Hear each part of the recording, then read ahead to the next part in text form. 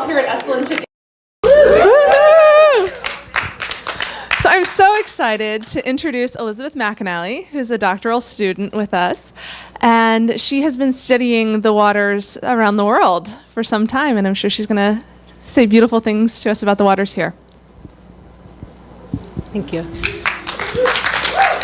Hello. I'm really happy to be here with you all on this amazing land.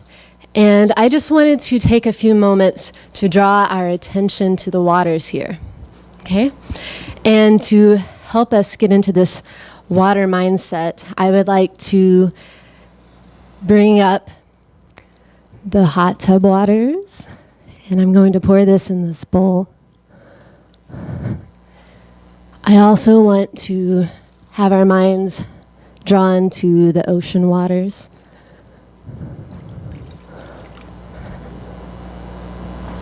And to the waters of the creek. Ooh. All right. So Esalen is a place where these three waters meet. More waters are actually meeting here. Like we have the coastal fog. We have our own water bodies as humans and all of the other beautiful manifestations of water that are here on this land. But for right now, I'd like to just focus on the ocean, the creek, and the hot springs. Okay? And what I'd like to do is to help us become a little bit more aware of what makes Esalen so special. And one of the many, many reasons why Esalen is special is because there are these three waters meeting here on this land. And that is one of the main reasons why the Esalen people came here. Like, I think there's evidence, like 2600 BCE, the earliest human artifacts here on the Esalen property. And these people came to soak in the hot springs, to bathe daily in the refreshing, cool creek, Hot Springs Creek, that flows through the property. And and it's right here by the ocean. So just to give us a sense, we have the oceanic plate meeting the continental plate. And the oceanic plate is pushing up the continental plate. And we're having these huge Santa Lucia mountains. And this is like the highest range, the highest gradient from sea level to the highest peak in all of the western parts of the United States.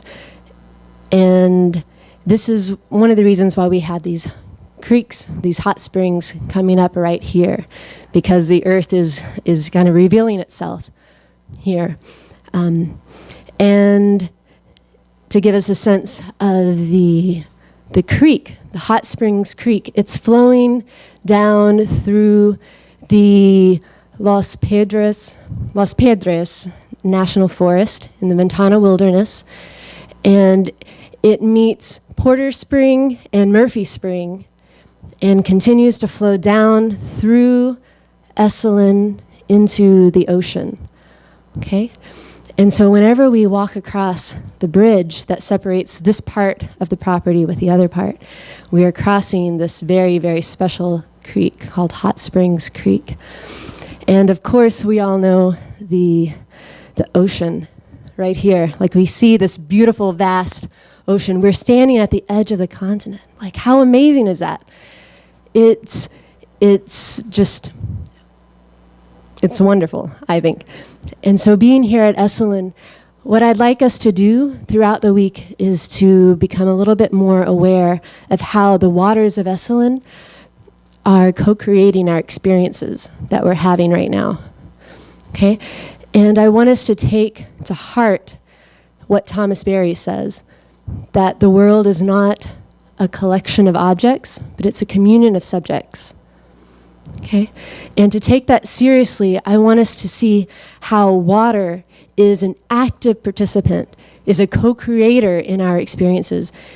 Water is not just a mere resource and a mere sewer, but water is so much. Like the waters of life are continually flowing, and we're rising up out of this magical element. And humans, we have this link. We are a link between the waters without and the waters within.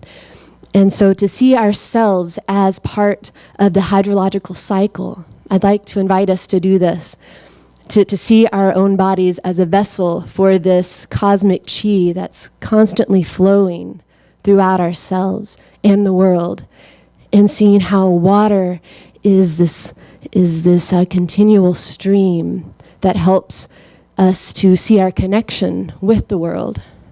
Okay, and so I would invite you, whenever you're sitting in the hot tubs, to think about these sacred hot springs that we are so like it's a gift for us to be able to experience them. And I'd like to invite us to listen to any messages that might come up while we're sitting in the tubs. Likewise, whenever we're crossing the creek, I think it's a wonderful time to reflect on, like as Aaron said a minute ago, like this, we're crossing. This is a very magical thing, this tirta of like we're crossing from one place to another over these continually fluid, flowing waters. Sometimes I've heard that the bridge, it's a wishing bridge. And so whenever you cross, you can make a wish. And one of the things that you can wish for is like to open your ears. Like, how can we listen with our full body, with our full mind, our full spirit, listen to our dreams too? Like, what does it mean to be here with these waters on this sacred land? And likewise, whenever we stand out with this beautiful ocean that connects this entire world, this watery world that we're living in, like to see what comes up for you. What does it mean that these oceans are right here, that we are right here together with this water? All of life perhaps coming up from the ocean. What is like so what are the messages that could possibly arise this week for you? And if anybody feels interested in journaling about your experiences or talking about them, I would love to hear your reflections. It means a lot to me to see other people's experiences, to be able to see what's happening with you all. And I guess just to give a few little personal experiences, this is my 9th year at Esalen, 8th time with PCC, and the waters here have always been very powerful for me. The first time I was here, I remember crying so much and being like, what's up with all these tears? Like, why do I cry so much? And I was feeling ashamed, and Jeff Jenkins was giving a presentation, and he was saying, like, the tears are connecting us with others, and they're like this way of empathetically resonating with others. And whenever you cry, your tears connect with whatever they touch, and they give them power. And so if you cry on a page, it makes the page alive. Or if you cry when you're holding your lover's hand, it makes that relationship all the more powerful because you're opening your heart. And that was a beautiful, empowering way for me to understand, my tears are okay. And in fact, they're even good, and don't try to like clench and, protect yourself, but like be vulnerable with others. And that was a really powerful experience. Another year, I was practicing Tai Chi out on the deck, and feeling how the ocean was breathing me, and feeling how the winds and the waters and this rhythmic pulsing was helping me to be who I am, and to give me this life force. And I could really get a sense of how my lungs were being informed by the winds and the waves. And another year, I was crossing the Hot Springs Creek, and I found myself asking, how can I be of service? And at the same time that I found myself asking that, it felt really powerful to me that the water was also asking at the same time, how can I be of service? And to have that kind of reciprocal relationship with the water, to see how water, just like humans, we're all asking, like, what is our place here? What is our role in the great work? How can we be of service to others? How can we be bodhisattvas and open ourselves up and help each other through all of the suffering that we're all experiencing? How can we work toward an awakening of our consciousness to see how we are part of this amazing, vibrant universe?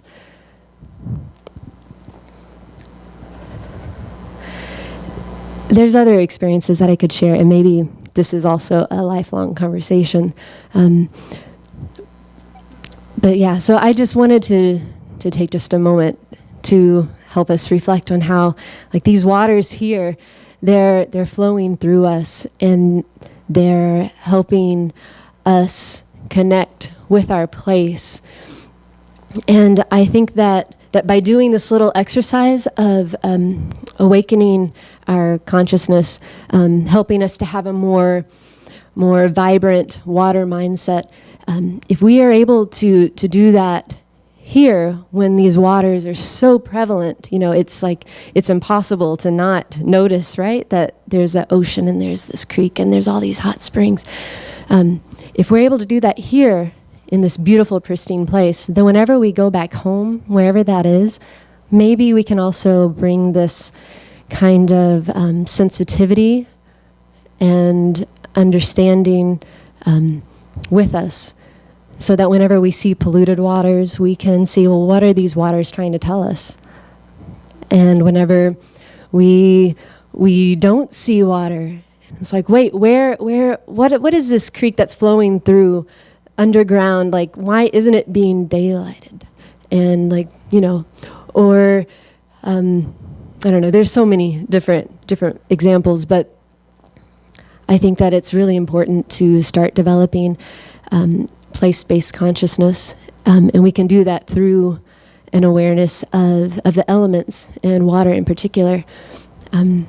So this bowl of the three waters of Esalen, I'm going to leave on this table, and if anytime throughout the week, if you feel like holding it or doing anything, you're welcome to play with the waters. And yeah, I think we might have just a couple minutes for questions. So if anybody would like to share or ask any questions, yes. The drinking water, yeah. So the drinking water is coming from Hot Springs Creek and from Porter Spring, which is near the top of the creek in the Hot Springs Canyon. And Esalen is able to channel all of this water for drinking water. And they have a tidal wetland living machine that is converting black water and gray water to irrigation water to grow the food here. And yeah, it's a really pure source.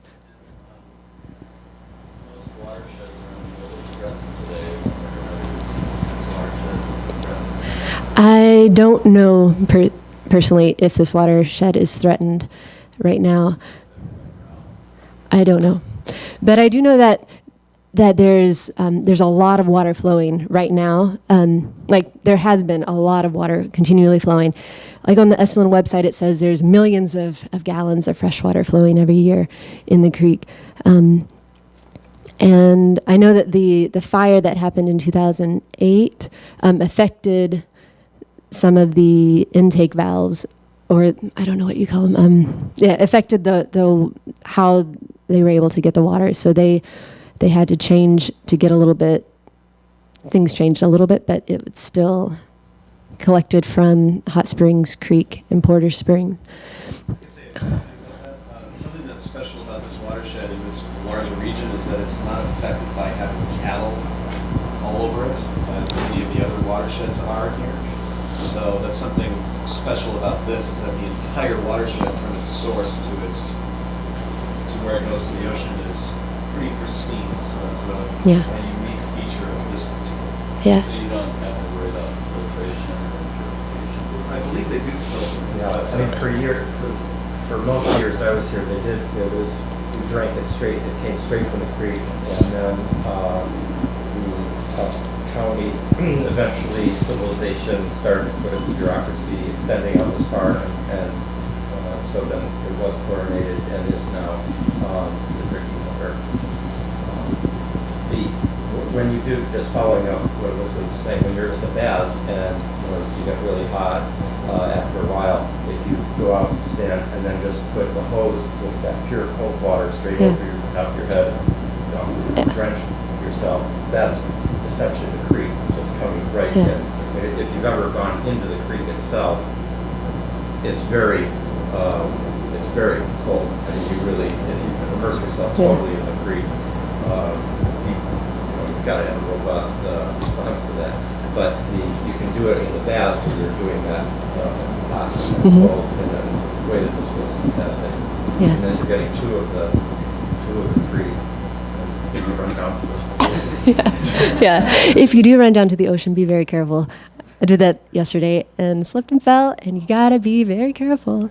But we don't have any more time right now, but I really would love to continue the conversation later on. Okay, thank you so much.